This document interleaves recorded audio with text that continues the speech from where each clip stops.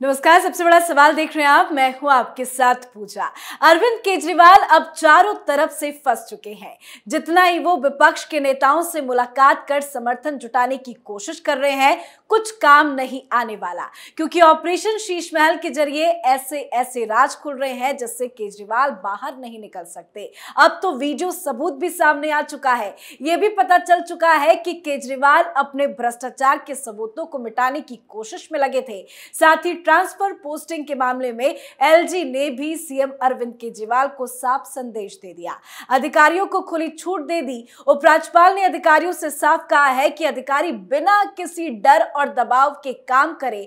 तो क्या अब दिल्ली के बड़े बड़े अधिकारी, बड़े बड़े अफसर ही केजरीवाल की सारी सबूतों की पोल खोलेंगे, भ्रष्टाचार का राज बताएंगे? आज इसी पे चर्चा करेंगे। बातचीत के लिए मेरे साथ स्टूडियो में मौजूद हैं कैपिटल टीवी के editor in chief doctor Manish Kumar. Doctor साहब, बहुत बहुत स्वागत है आपका। धन्यवाद। अरविंद केजरीवाल जिन अधिकारियों को अपने कंट्रोल में रखना चाहते थे, क्या अब वो अधिकारी ही उनके भ्रष्टाचार का राज खोलेंगे? देखिए, ये कट्टर ईमानदार कहने वाला नटवर लाल ये कट्टर चोर निकल गया, फाइल चोर बन गया। ये रात के अंधेरे में फाइल की चोरी करते हुए रंगे हाथ पकड़ा गया है और घूम घूम के समर्थन मांग रहा है।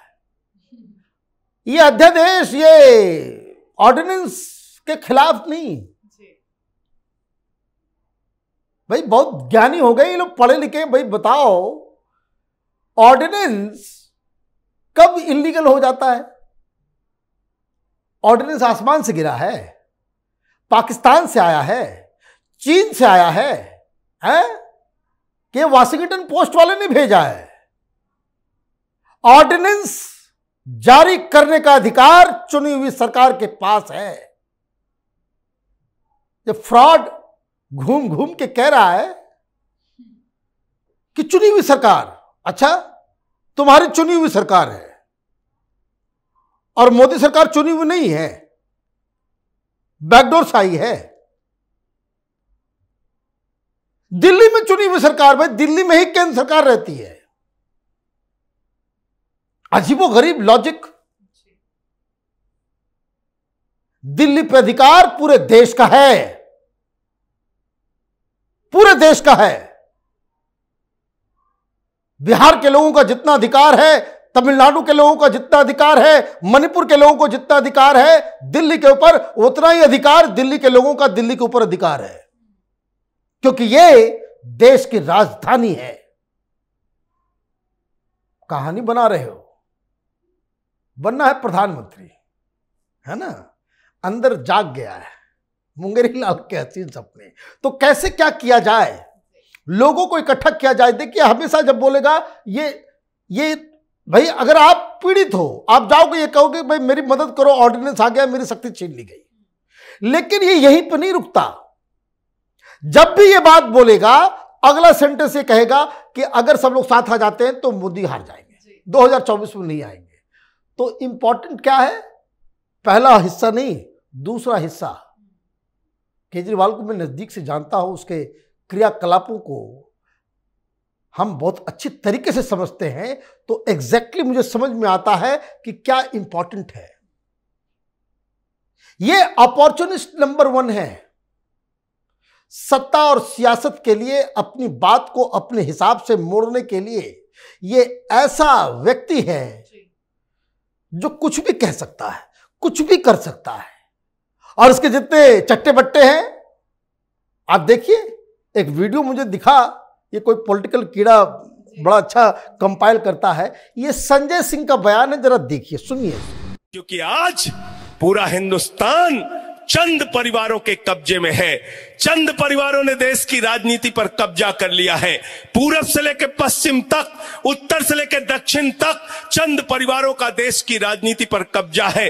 चले जाइए कश्मीर, शेख अब्दुल्ला, फारूक अब्दुल्ला, उमर अब्दुल्ला, एक ही परिवार की पार्टी। चले जाइए महाराष्ट्र, बाल ठाकरे, उद्धव ठाकरे, आदित्य ठाकरे, एक ही परिवार की पार्टी। शरद पवार, सुप्रिया सुले, अजीत पवार, एक ही परिवार की पार्टी। चले जाइए उत्तर प्रदेश, मुलायम सिंह यादव, अखिलेश यादव, रामगोपाल यादव, शिवपाल यादव, धर्मेंद्र यादव, डिंपल यादव, प्रतीक यादव, आदित्य यादव, एक ही परिवार की पार्टी। चले जाइए बिहार, लालू यादव, राबड़ी यादव, तेजस यादव, मीसा यादव, तेजस्वी यादव, एक ही परिवार की पार्टी। चले जाइए झारखंड, दुर्गा सोरेन, हेमंत सोरेन, शिबू सोरेन, एक ही परिवार की पार्टी। चले जाइए उड़ीसा, बीजू पटनायक, नवीन पटनायक, एक ही परिवार की पार्टी। चले जाइए तमिलनाडु, स्टालिन, एक ही परिवार की पार्टी। और देश की सबसे बड़ी पार्टी कांग्रेस पार्टी, चाचा नेहरू, बिटिया इंदिरा, बेटवा राजीव,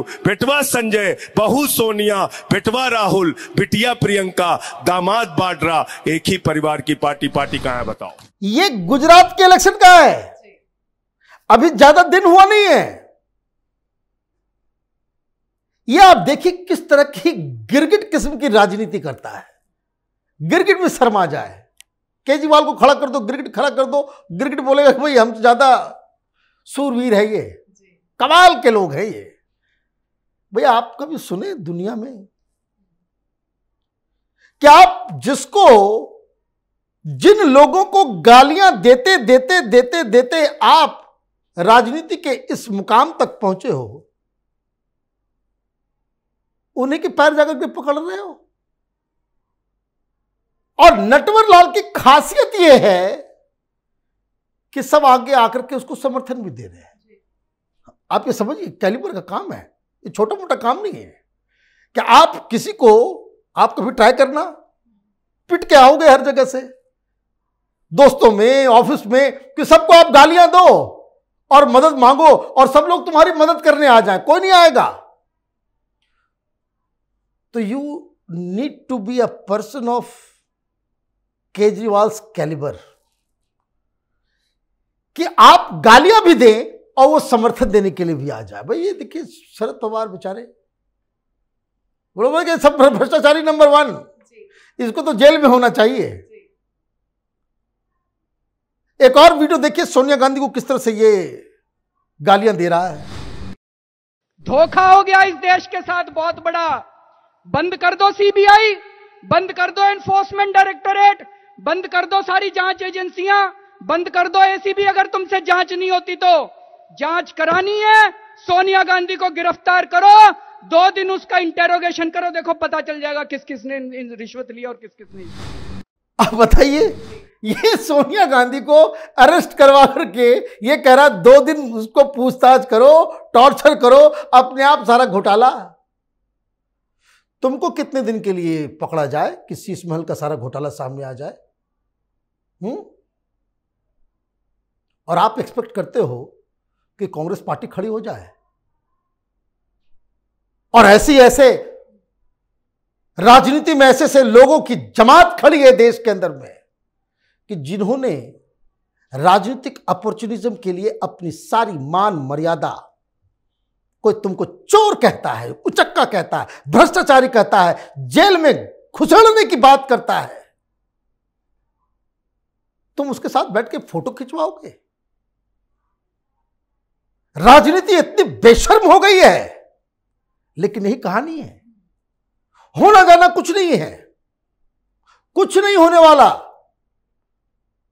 यह अध्यादेश गाजे बाजे के साथ पास होगा, यह सबको मालूम है।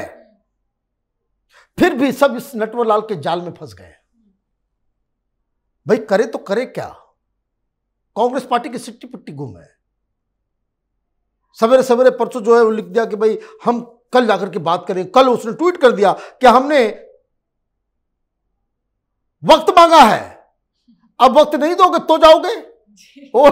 देखो ये कांग्रेस वाले जो है विपक्षी एकता नहीं चाहते, और वक्त दोगे तो भी फंसोगे। लोग यही कहेंगे कि देखो भाई कितना स्मार्ट आदमी है ये, सोनिया गांधी को जेल भेज रहा था, ये अपनी असेंबली में रेजोल्यूशन पास करता है कि जो राजीव गांधी को जो भारत रत्न मिला हुआ है उसको विड्रॉ करो, वो बेईमान आदमी है, वो चोर आदमी है ये। और खुद शराब घोटाला में फंसा हुआ, खुद मिस्टर सीएम और मैडम सीएम है ना, बंटी बबली की जोड़ी, इन लोगों ने कांड किया है शीश महल में, और चोरी और सिरा चोरी। उसके बाद ये जो है फाइल भी बदल रहा है। केजरीवाल ऐसा शख्स है, वो उस कथन को जो है वो झुठला रहा है कि एक व्यक्ति एक आदमी को हमेशा बेवकूफ बना सकता है, लेकिन एक आदमी हर समय सबको बेवकूफ बना दे, ये पॉसिबल नहीं है।